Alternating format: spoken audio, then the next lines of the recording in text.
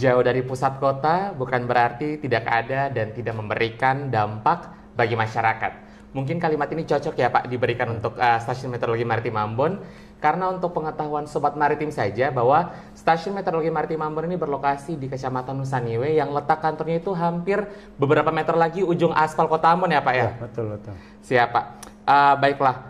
Tetapi meskipun kantornya ini cukup jauh dari pusat kota ya Pak, tetapi memberikan dampak yang luar biasa bagi masyarakat Provinsi Maluku, yang mana masyarakat Provinsi Maluku ini merupakan masyarakat provinsi kepulauan ya Pak? Iya, betul sekali. Di mana Provinsi Maluku ini merupakan masyarakat yang memiliki mayoritas kegiatannya itu berada pada prospek kemaritiman, entah itu nelayan, entah itu penyeberangan antar wilayah, antar pulau ya Pak ya? Baiklah Pak. Untuk itu saat ini saya Hendrik David sudah bersama dengan Bapak Azhar Eskom selaku Kepala Stasiun Meteorologi Maritim Ambon. Selamat siang Pak. Selamat siang David ya. Baik Pak, apa kabar Pak? Alhamdulillah sehat. Alhamdulillah Pak. Baiklah Pak, di saat ini kita sudah ada pada episode perdana dari podcast Cetar, yaitu Cerdas Bersama Stamar Pak. Ya, bagus sekali ya. Siap Pak. Ya. Baiklah. Bapak mohon izin pada episode pertama ini kita akan ada dalam perkenalan Pak.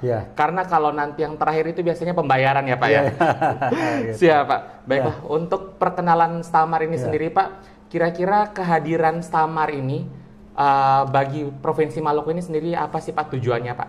Ya, namun sebelum itu saya perkenalkan bahwa Stasiun Meteorologi Maritim Ambon sendiri itu resminya berdiri di bulan Juli, tepatnya 1 Juli 2019.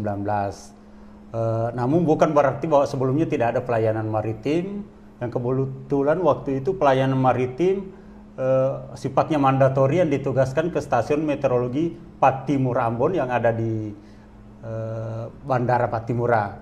Nah, sejak 1 Juli 2019 berdirilah Stasiun Meteorologi Ambon tepatnya di Nusaniwe, Kecamatan Nusaniwe, Jalan Amanlanite yang tadi sudah disampaikan.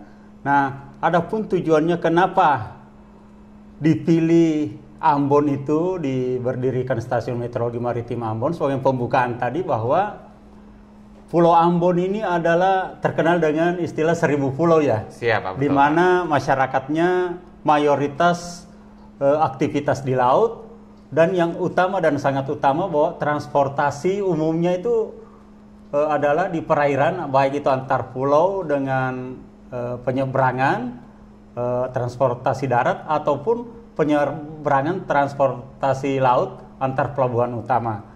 Nah, dengan adanya Stasiun Meteorologi Maritim Ambon ini tentu BMKG mendekatkan diri kepada masyarakat Ambon khususnya dan masyarakat Maluku secara umum. Karena dengan kita semakin dekat di sini, kita sangat mengharapkan ada zero victim kecelakaan di laut, di mana tugas utama Stasiun Meteorologi Maritim Ambon itu adalah memberikan informasi cuaca di laut. Saya kira, Pak. Jadi memang BMKG sebagai lembaga negara yang memang fokusnya pada pelayanan bagi masyarakat mendekatkan diri ya Pak bagi masyarakat untuk tujuannya bagi pemberian informasi cuaca maritim dari Stasiun Meteorologi Maritim Ambon yang awalnya dilakukan mandatori oleh Stasiun Pattimura Ambon ya Pak ya. Betul sekali ya. Siap Pak. Baiklah. Kira-kira Bapak tadi terkait dengan untuk zero victim ya Pak ya. Produk apa saja Pak yang Stamar Ambon keluarkan untuk mendukung keselamatan dari kegiatan kemaritiman di Provinsi Maluku sendiri Pak? Ya, sama seperti di provinsi-provinsi lain atau di stasiun maritim yang seluruh ada di Indonesia, yang memang saat ini itu yang sudah Stamar atau Stasiun Meteorologi Maritimnya itu baru ada 13 provinsi, yang lainnya itu masih mandatori. Tetapi tugas utamanya itu ya memberikan informasi cuaca maritim, perakiraan harian setiap hari.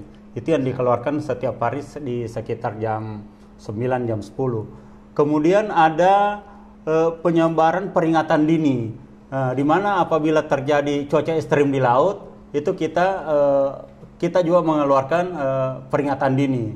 Terus selanjutnya ada juga peringatan banjir rob. Terus yang lebih utama lagi itu di setiap pelabuhan ada perakiraan cuaca pelabuhan. Di samping itu juga sebenarnya kita juga ada dapat memberikan informasi cuaca di tempat-tempat wisata laut. Itu jadi ada banyak hal. Kita sudah bisa memberikan informasi port to port itu sesuai permintaan, tetapi ada yang sifatnya rutin, ada yang sifatnya permintaan. Begitu juga memberikan informasi tentang cuaca maritim kepada masyarakat yang membutuhkan informasi. Kalau sifatnya request itu tentu ada kena biaya atau PNBP, tetapi kalau informasi yang sifatnya rutin, umpamanya informasi cuaca maritim harian itu sifatnya gratis. Siap. Ya. Baik, berarti ada terkait dengan perakiraan cuaca wilayah pelayanan, wilayah juga pelayanan. Ada peringatan dini seperti peringatan dini gelombang tinggi ya Pak ya? Betul, ya. Kemudian ada juga peringatan dini banjir rob, lalu ada juga terkait dengan untuk daerah wisata ya Pak ya? Daerah wisata ya. Baiklah, itu sudah banyak sekali ya Pak produknya. Banyak sekali ya. Bahkan perlu diketahui oleh masyarakat semuanya bahwa Stasiun Meteorologi Maritim Ambon juga mengeluarkan infografis ya Pak ya? Infografis terkait dengan cuaca di wilayah pelayanan, sehingga itu membantu masyarakat untuk bisa mengerti dan memahami kondisi cuaca maritim, sehingga nantinya ketika masyarakat melakukan aktivitas di luar bisa sudah lebih aware ya Pak ya? Baiklah, untuk infografis itu sudah ada di episode selanjutnya Pak. Jadi bagi Sobat Maritim, nantikan terkait dengan pembahasan dari infografis cuaca di keluaran Stasiun Meteorologi Maritim Ambon. Baiklah, untuk seperti yang tadi Bapak jelaskan, yang mendekatkan diri kepada masyarakat Pak, apakah ada event tertentu yang langsung BMKG lakukan atau khususnya Stamar Ambon lakukan itu untuk bisa memberikan edukasi bagi masyarakat Maluku Pak? Jadi ada beberapa kegiatan kita yang sudah terprogram dan merupakan program strategis BMKG. Itu ada namanya Sekolah Lapangan Cuaca Nelayan.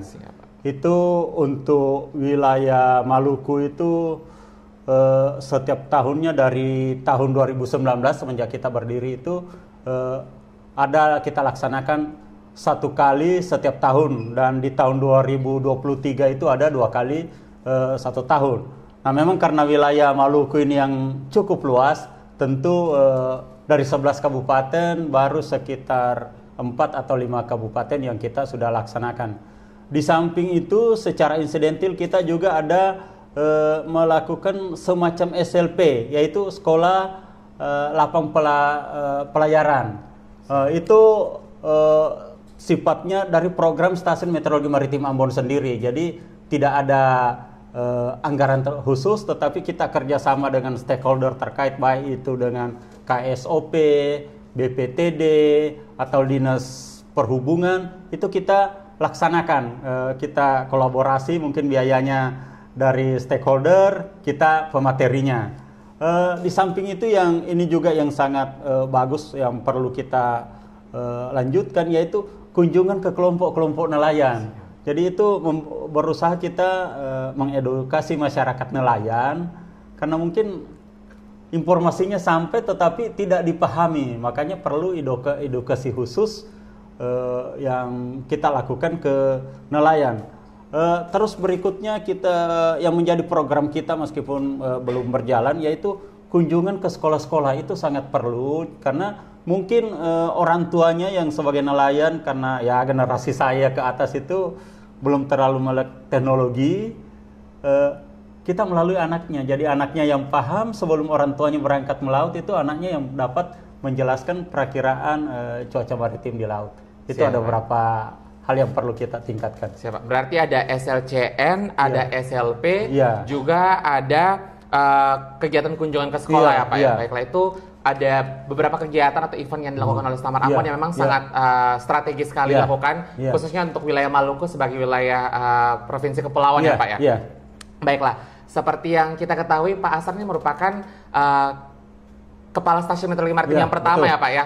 Kira-kira sejak berdirinya stasiun ini hingga saat ini Pak, apa sih tantangan Bapak sebagai Kepala Stasiun yang pertama untuk di Stamar Ambon ini Pak, terkait dengan pelayanannya bagi Provinsi Maluku? Alhamdulillah, jadi sejak tahun 2019 saya sebagai Kepala Stasiun Maritim Ambon yang pertama, Namun sebelumnya itu kebetulan saya juga menduduki posisi sebagai Kepala Seksi Observasi di Stasiun Meteorologi Pattimura Ambon yang kebetulan saat itu juga sudah melakukan layanan meteorologi maritim. Siap. Nah, tapi yang menjadi hambatan kita sebenarnya itu bukan hambatan sih, yang menjadi tantangan kalau saya bisa lebih tepatnya tantangan kita itu karena wilayah kita yang cukup luas dan itu harus melalui transportasi laut atau udara, jadi kita tidak bisa dengan darat. Nah, tentu biayanya cukup besar sehingga kami belum bisa melakukan belum sampai 30%-nya bisa melakukan edukasi kepada masyarakat. Nah, mudah-mudahan ke depan baik itu dukungan dari BMKG Pusat memberikan dukungan dana, begitu juga tambahan SDM sehingga kita bisa melakukan layanan kepada masyarakat itu secara maksimal. Namun demikian, karena dengan hubungan kita dengan stakeholder, kita berusaha bagaimana stakeholder terkait, baik itu KSOP, baik itu Dinas Perhubungan, dapat juga memberikan edukasi yang merupakan perpanjangan tangan dari kita yang sudah mengikuti tadi, baik itu sekolah lapangan pelayaran atau SLCN, dapat menyebarkan informasi yang mereka dapat sehingga dapat tersampaikan ke masyarakat lebih luas. Baiklah Pak, semoga melalui podcast ini juga edukasi bisa menyebar bagi masyarakat ya Pak. Karena dengan ada podcast ini tentu akan low cost ya Pak ya. Sehingga memang dan juga lebih efektif dan efisien bagi penyebaran edukasi bagi masyarakat ya Pak ya. Ya, mudah-mudahan dengan adanya kegiatan ini, mudah-mudahan pengikutnya semakin banyak. Iya Pak, betul. Sehingga informasi apa yang kita sampaikan itu tidak mubazir istilahnya, atau tidak sia-sia, betul-betul bisa tersampaikan ke masyarakat.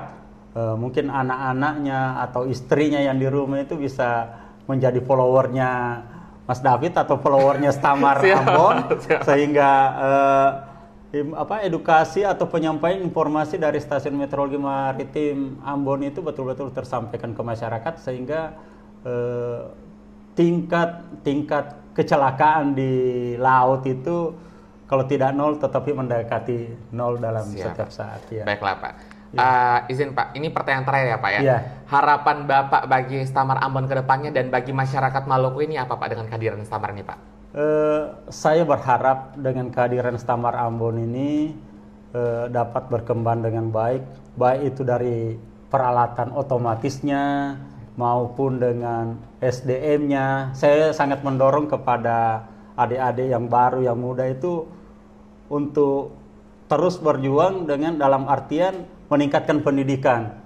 Setiap peluang itu dimanfaatkan, baik itu kuliah di wilayah Kota Ambon sendiri atau memang mendapat kesempatan untuk tugas belajar ke luar S2 sampai dengan S3 sehingga BMKG ke depan atau Stasiun Meteorologi Maritim Ambon itu bisa menjadi contoh untuk stamar-stamar yang lain. Kenapa saya katakan seperti itu? Seperti yang disampaikan tadi bahwa posisi Stamar Ambon itu cukup jauh dari kota, mungkin sekitar 20-30 kilo. Tetapi salah satu-satunya Stamar yang betul-betul berada di pinggir laut, yang langsung ke laut lepas itu hanya Stamar Ambon. Betul, nah itu Pak. Dari pernyataan baik itu Pak Kapus maupun dengan Pak Deputi itu mengharapkan mudah-mudahan ke depan itu Stamar Ambon menjadi ujung tombak pelayanan meteorologi maritim. Siapa? Iya. Menjadi cerminan ya Pak bagi stasiun meteorologi maritim siapa? Iya, karena betul-betul stasiun kita yang betul-betul berada di depan Laut Banda. Siapa? Wilayahnya sangat strategis ya Pak, sesuai dengan namanya. Namanya Stasiun Meteorologi Maritim ya memang harus posisinya menghadap ke laut lepas ya Pak rasanya Pak. Siapa? Gitu. Baiklah Pak. Mungkin itu saja ya Pak episode untuk kita di saat ini terkait dengan perkenalan Stasiun Meteorologi Maritim Ambon. Dan nantikan episode-episode edukasi cuaca maritim lainnya bersama dengan saya Hendrik David dan juga nanti bersama dengan rekan-rekan Stamar Ambon yang lainnya untuk menemani Sobat Maritim dalam mengetahui dan memperdalam lagi ilmu terkait dengan cuaca maritim. So let's close this podcast with Maritimers, informasi, edukasi, tabea.